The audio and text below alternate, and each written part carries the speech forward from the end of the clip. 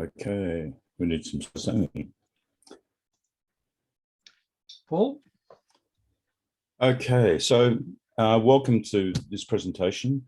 What we want to talk about, I guess, today is the projects that our students, or we have to offer via our students. And I guess, to put it in a nutshell, what we're trying to do is to bring together education and business. Often education goes off in one tangent, and business, has needs, and so to some extent, it's trying to make students more relevant to the needs of business, and that's been quite successful in the past. In terms of creating an opportunity both for the students and for organisations. The students, because they get an opportunity to work with real clients.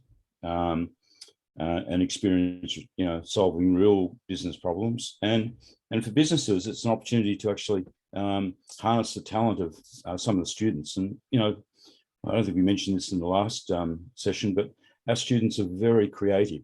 They really are. It surprises me. Sometimes Gil and I both do. And we'll talk about mentors later on. But Gil and I both mentor, supervise projects, and sometimes what the students come up with is really quite astounding. So it's an opportunity for organisations to actually harness some of that talent, at the same time giving the students that experience that will help them in terms of getting graduate positions later on. Now, you might be wondering, do I qualify for this? Who do they accept and so on? So I just want to kind of reassure you that we do accept just about anybody, whether how small your organisation is or how large. I'll just run through this slide first before I talk a bit more about that. Now, we've been doing this program for at least 17 years, so we've got quite a lot of experience, and we probably have 30 to 40 That's why we lost our hair, wasn't it?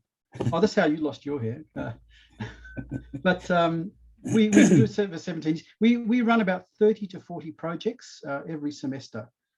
So that's about 80 to 90 per year. So we've got a lot of experience with running these programs.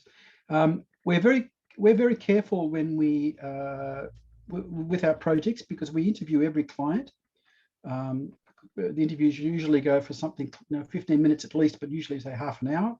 And what we do is we try to make sure that each project is suitable for our students. So there are some projects we just have to reject because it's maybe too technical, or it's kind of in a field that the students are not familiar with, or something like that. So we're very selective. Or sometimes or going to take too long. Yeah. So we will talk to the client and work out what's what's appropriate and what's not appropriate, and we'll kind of negotiate, if you like, the more precisely what's going to be done or what's not, so that it can be done in a 3-month time frame by these particular students. And we with all our projects, we want to make sure that the goals that are set are reasonable for the time frame. Now, what can we do for you? Well, we have a range of students. Some are very much IT students. Some are information systems, which is kind of a blend between, if you like, IT, but also having a good understanding of business and how IT can be used effectively in business. And then we've got business students. So we accept about 30 or so students, a few more than that each semester. And so we can cover projects that include marketing, analysis and design, new business development, finance, logistics, supply chain, software development. So there's quite a range of different things that can be actually covered. In terms of the types of organizations, just go back to what I was saying before, we have projects that for people who are just starting out in a business. Maybe they've never run a business before and they have a business idea. So they haven't done anything yet. So we're happy to talk to people who have projects on that basis. Sometimes they started a business, but not, haven't progressed it very far. Sometimes they're in a small but established business. Sometimes they're a middle-sized business with quite a few employees even. And sometimes we've dealt with larger organizations, not-for-profits and so on. So we have a huge variation in terms of the types of organizations that we're happy to work with, and also the types of projects in terms of the what's being covered. Okay, so I guess one of the questions is why? Do you want to go back to the previous slide? Sorry. Sure. Yep. So why the universities get involved in this sort of thing? Because the reason is because they're trying to provide all students an authentic experience, which makes them perhaps more graduate ready.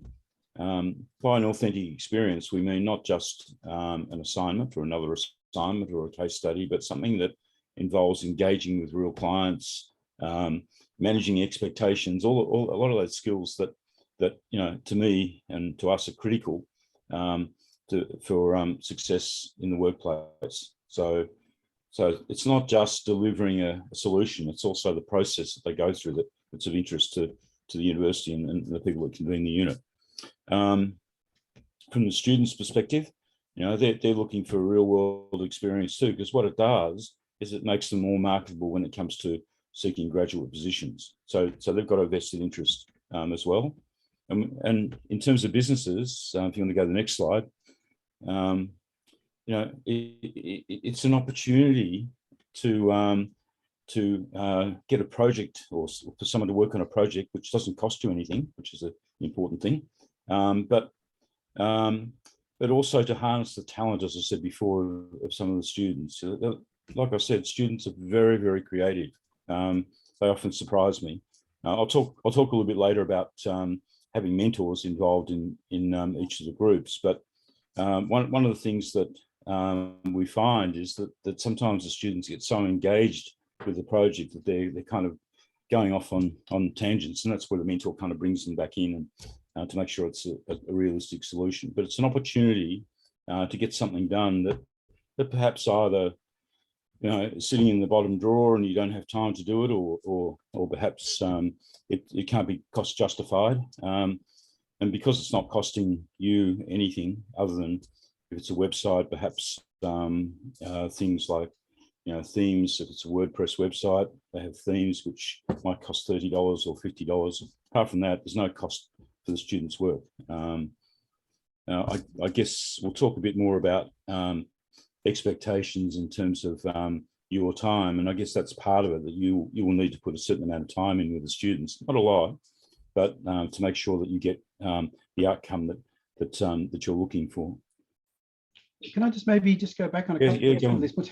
Having a need you can't fulfill yourself. Just some examples of that. For example, building a website.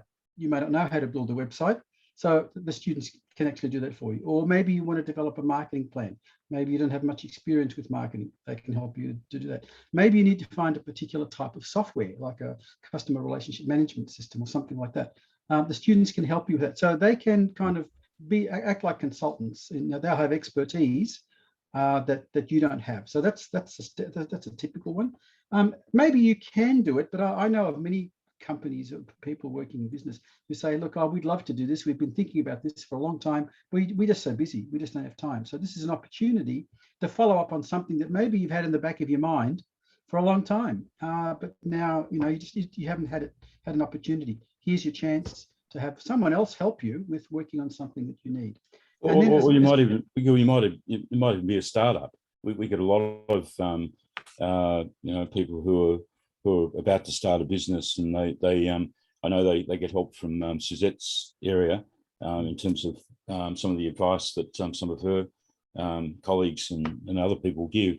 But in terms of getting started with some of the IT or the marketing or those sorts of things, and often it comes from a hobby that you might have and said, okay, I'd really like to make this hobby and turn it into a business that's going to generate some income for me. So and that's we get quite a few of those sorts of projects. Yeah.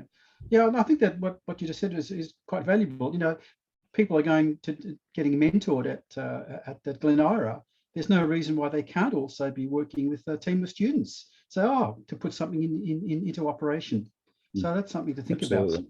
So, and the creativity.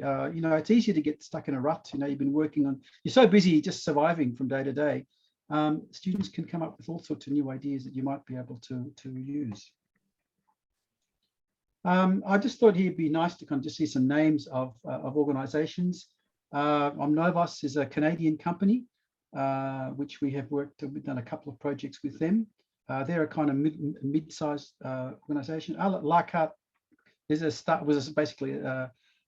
startup really. Mexborn Dance Group is a Mexican dance company. So basically not for profit. Hemp living, sort of like medicinal hemp type of thing. Chocolates, you know, the kitchen, urban chain. You'll see the Heidelberg magistrates, we actually developed a system for them to actually help with the process of organising court cases and things like that. So there's a huge variety there. So there's one here that Paul's favourite, Handyman Howard. Is another one. Did you want to maybe, while we're on this, Paul, just talk about Handyman Howard now, how you helped him? I think yeah. Look, it was one of the projects that I supervised, and Handyman Howard was it was a Glen Ira project. And what was interesting was that he really wasn't getting a lot of traction. He had a website, but it wasn't really getting much from, and he wasn't getting much work. And so the students. No, we had a team of students, and we'll talk about this in a minute about having holistic solutions.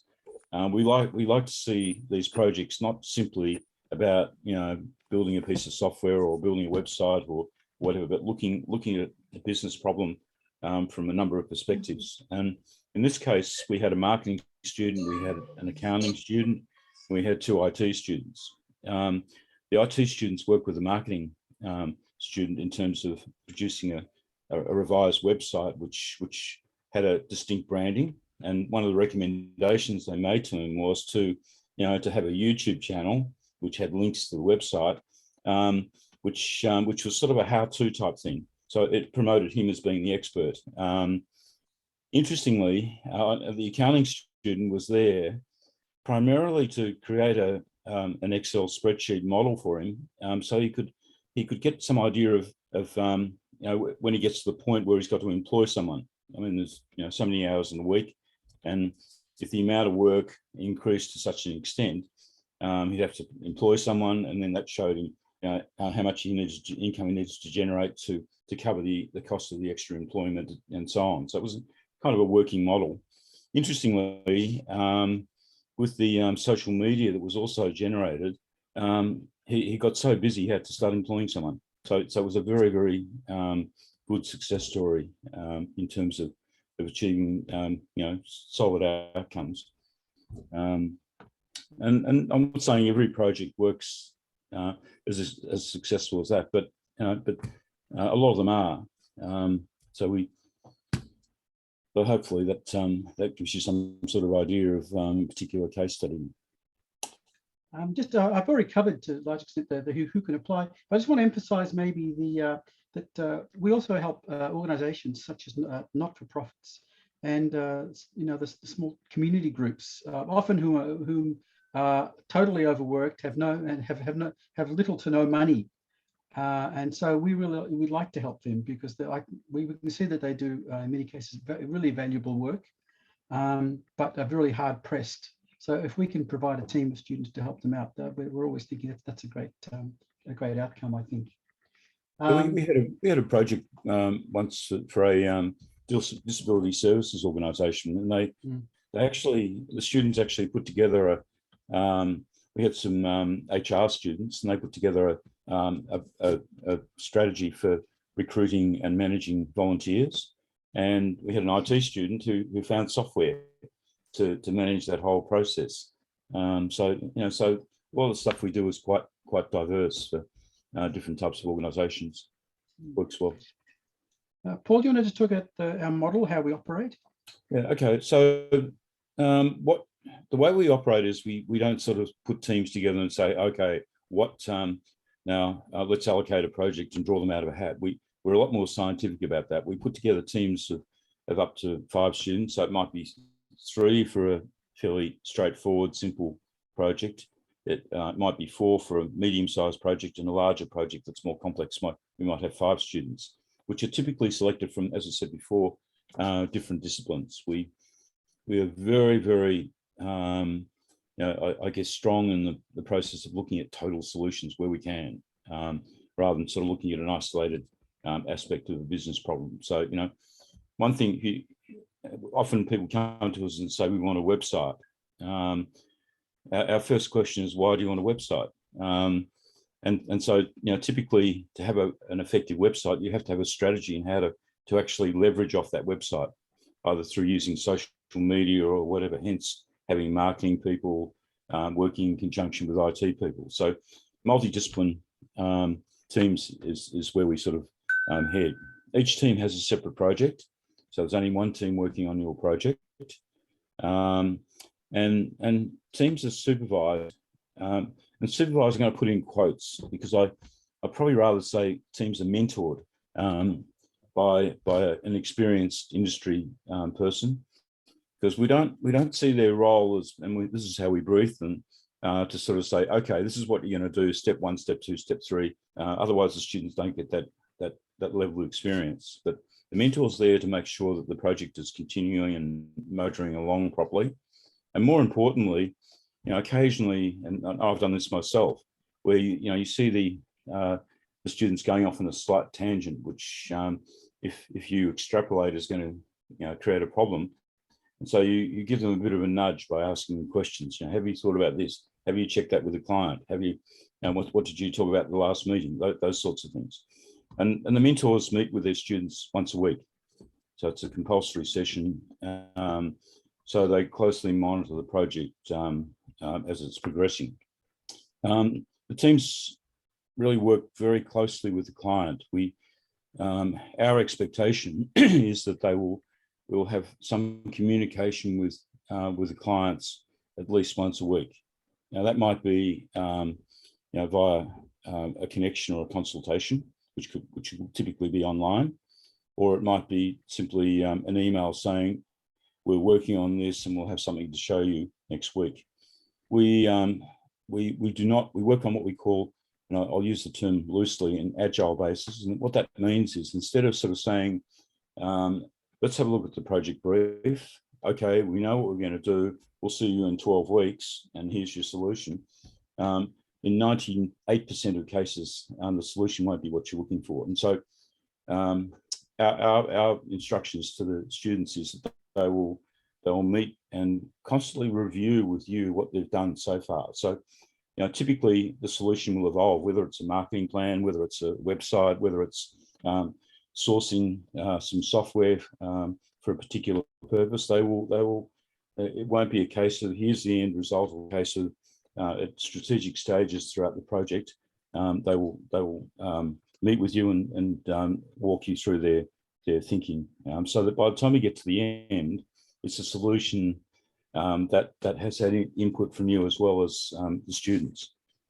We have a strong expectation of an outcome from the client, for the client, which means that our brief to the students, there is an expectation you will produce a successful outcome that will benefit the business or benefit your client. But I have to say, as a qualification, that we can never guarantee that all projects will be successful. We have a good track record. I don't want to put a percentage on it, but it's probably in the 90+%.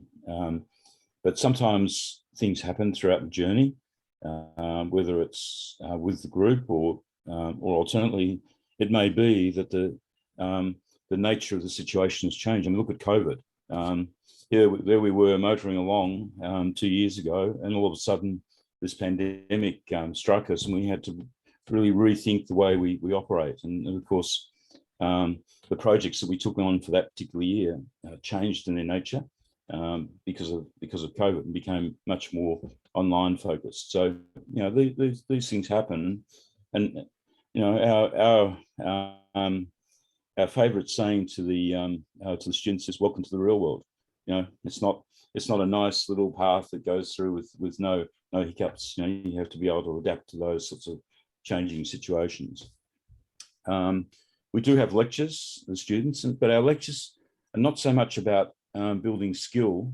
It's more about looking at soft skills, you know, engaging with clients, managing expectations, project management, those sorts of things. So that's how that works. The process. So as Gil said before, we interview every client. So you put in an application, and we will make contact with you, and we'll interview you to ascertain, to make sure that the project is suitable. And by suitable, we're not talking about the nature of the business. We're talking about whether or not our students have the skill sets necessary to achieve a good result for you. We won't take on a project that we don't have you know, students with the skills that are needed to make it successful. From there, we will select projects based on our population within the unit, and we will assign teams. So it's not assigning teams and then put projects to them, or giving students the option. You know, this is the real world. We look at the projects, we look at what skills are needed, we look at the talent that we've got, and we allocate students to projects based on the needs. Once that's done, we will assign supervisors and or mentors, and we'll assign a mentor where possible who has had some sort of experience in that type of you know, solving that type of problem. We've got some interesting people who mentor students, including one person who's worked for a large organisation. I won't mention the name, but as a project manager, probably for about 30 years, and wants to give back to you know, to the education thing. So the students benefit really well from his experience. During March through to May, the students will work on your projects, and there'll be a final presentation of the products and results in early June. About halfway through the project, there is a progress presentation. That's a formal presentation where the mentor will be there, as well as the student team, and where they will. It's an opportunity to make sure that the progress that the mentor is being told is in fact what's happening, and to get some more feedback from you in terms of where it's going, and if necessary, you know, look at the scope of the project. You know, if it turns out that the scope was a little bit ambitious, then rather than waiting to the end and saying, "Oh, sorry, we didn't quite make it," what will happen is the students and clients will get together and say, "Okay, perhaps the scope is not realistic, so we'll cut it back a little bit," or perhaps they might say, "We're tracking really well, and we can actually take on some more work." So it can work both ways. Anything you want to add to that, Gil, at all? No. Okay. So I just thought I'd just put in some quotes here that from some of our clients. Look, generally speaking, the feedback we get from clients is very positive. People really get a lot out of these projects. Now, one of the reasons why it's so positive, I would say it's because we encourage the team to work very closely with the client. So they're working, they're meeting with their client usually on an almost like weekly basis, and they're talking through the project. So I tell my students, look, think of yourselves as consultants. You're not employees, you're consultants, but at the same time, treat the client like one of the team. The idea is you're all there working together to come up with the best possible solution for the client. And it only works well if the client's there, basically working with the student, telling them what it is they need, giving them feedback on, you know, possible solutions, maybe the research they're doing, and so there's this constant flow of information to and fro. So things are adapting, and the client doesn't come up with funny expectations or unrealistic expectations, and the team doesn't go off, you know, on a tangent, looking at something completely inappropriate. So that's why I think one of the reasons why we have such a high success rate and clients are so positive, because of this constant feedback. I know I've been associated with teams not one of our teams, but from other organizations, where the team comes in all very enthusiastic, and then after a few weeks they kind of lose interest and they go off and do their thing, and then they come back towards the end. They get into a panic, and then they show me something, and I'm thinking, well, this is not what I asked for, or this is what you're presenting is kind of completely off track or something. And so I'm not very happy with the result. But if they're engaging with you on a constant basis, and this is where the mentor comes in for the team, making sure that that's happening, keeping them on track, making sure that they're getting that feedback from you, and it's working. So that's why I think it's such a high success rate, and we're getting such positive results and feedback from our clients. Now you might be wondering, how do the teams operate? Well, when COVID hit 2 years ago, I was thinking, oh my gosh, I've got to do all these things via Zoom or somebody, and I was very much kind of thinking that's going to be a disaster. It turned out to be the best thing for us. It works so well because everything is so flexible.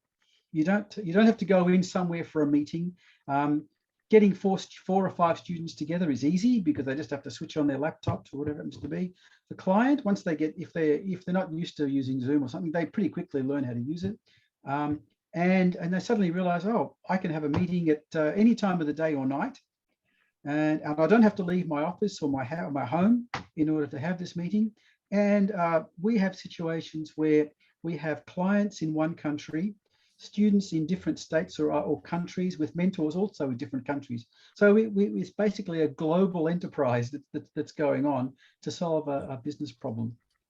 I know, for example, I just saw two projects have just come in recently today. One was from Queensland and another one from the Northern Territory. We got one yesterday from Canada, and so we're getting projects from everywhere. And like I said, we have international students who are coming in and doing projects. I had one student I didn't even know was working from Indonesia. Another one was working from Saudi Arabia. I didn't find out till somewhere like near the end of the semester that in fact that's where they were operating from. So I'm really a big fan. Apart from the fact they look bleary-eyed, very bleary-eyed, yeah. But they hit it well. There, so. Yeah. Yeah. Now that doesn't stop the team if they're located near in the general vicinity. This doesn't stop them from coming in to meet you face to face. Hang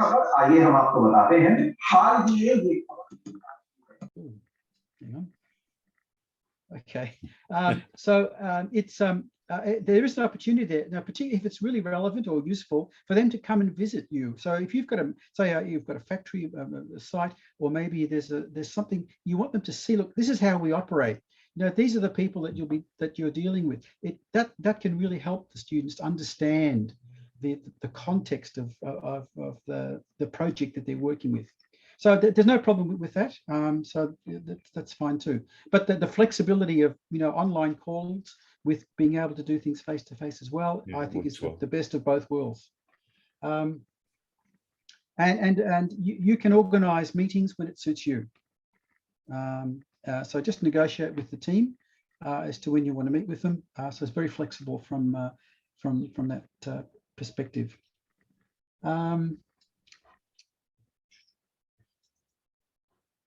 Paul, do you want to maybe sum up? Unless you, okay. So I guess the first thing is that we view business problems holistically. In other words, they're not just one discipline. They're the intersection of a number of disciplines. And so where we can and provide, and obviously it depends on the number of students we have. We like to have different students from different disciplines on a project team, because it really does add value. We are very, very heavily into project management. We've been doing this for a long time, as Gil pointed out earlier. And one of the things that we've found is that successful outcomes come through good management. And so one of the first things that the teams will do after they've spoken to you about the business problem and flesh that out a little bit is put together a basic project proposal, which kind of targets when things are going to happen at certain intervals during the duration of the 12 weeks. And that becomes important in terms of a bit like a blueprint, like an architect. produce a plan for a house. Well, this is the plan for the project. So we regard that as being absolutely critical, and we push that very strongly, as do our mentors, and they will look at it before it's passed on to you as clients. I mentioned before about doing things on an agile basis, which means that the students will constantly engage with you. I also want to mention at this stage that the more successful projects come from engagement of the clients with the students. And what I mean by that is we're not suggesting you have to meet with them, for 4 hours a day and this sort of stuff. I think the time commitment will depend on the nature of the project and how involved you want to be. But we would expect probably there's about at least an hour to 2 hours input a week with the students. That might be on a meeting basis. It might be through communication, through emails or whatever. But the one thing that becomes critical is that if the students need some information to progress with their project, if you don't respond in 3 weeks, they will get very frustrated. The faster you respond and the more engaged you are with it, the more engaged they get with your project. In fact, sometimes we have to say, this is only one unit of 4 that you're starting. So sometimes they need to step back a little bit because they get too involved. But notwithstanding that, we found that level of engagement becomes a really critical success factor to successful outcomes for the project. It's probably just add something about the agile, which I think is important. Where the agile sort of also comes in, the project is evolving because of your involvement as a client with the project and the team. So it's changing all the time as the students learn more about your business and your needs, and as you learn more about the capabilities, as you learn more about what things are out there that you can use and adapt, suddenly you might change also your understanding of what the possibilities are. So that's one aspect of agile. So the project might start with one perspective and then morph and change and actually become better as the project actually progresses. The other aspect of agile is that we're prepared to also, in a sense, change things. So we've had sometimes projects where, for example, someone comes up and says, I need a website. And as Paul said, we start asking a few questions. You might get started on the project. And after a while, it turns out, the problem is not building the website. The problem is that the client doesn't actually even understand what it is they're trying to sell and who they're marketing to. So we've had situations where a website project turns into an analysis project to work out what the business is actually trying to sell and who it's trying to sell it to. And then the next semester, once we've worked that out, we can build the website. But if we were to try to build a website without any understanding really of who the target market is and what it is you're trying to sell, you'll get a website, but it won't be of any use to you. So that's really important. So that's kind of what we think of in terms of agile. That's a really important point, because we've had a few situations where clients really haven't really understood their product, and even a service organization, the product might be you might be selling yourself. Well, in a sense you're the product, and so that's where the marketing comes in. You're marketing through your website, your skills, and so understanding that becomes really important. So often the students will spend a few weeks just talking to you and trying to ascertain that and ask you those sorts of questions, which I think is an important foundation for the rest of the project. Anyway, I think we've probably talked enough, Gil. Yep. We should let these people either ask some questions or go and have their dinner. Now, do you want to stop recording in case people won't feel inhibited? Okay, I'll just